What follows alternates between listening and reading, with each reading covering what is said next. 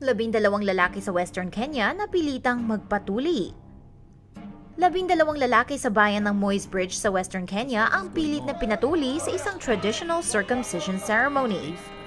Ang pilit na pagtuli na ito ay nagkataong kasabay ng tradisyonal na circumcision season sa Agosto na isinasagawa sa komunidad ng Luhia sa Western Kenya. Ang mga lalaki ay nanggaling sa mga tribo na hindi nagsa-circumcise o nakalusot lang mula sa pagpapatuli noon.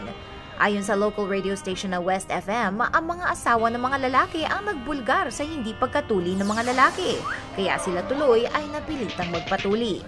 Hinubaran ng mga lalaki at kinarga sa kalsada habang nagkakanta mga locals ng mga circumcision songs na hindi namin maintindihan pero na-imagine namin na ganito.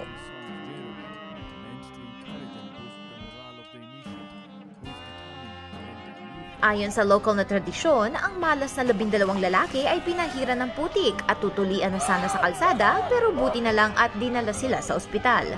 Samantala, may 50 mga lalaki ang nagtatago sa local police station dahil ayaw nilang magpatuli sa mga tao.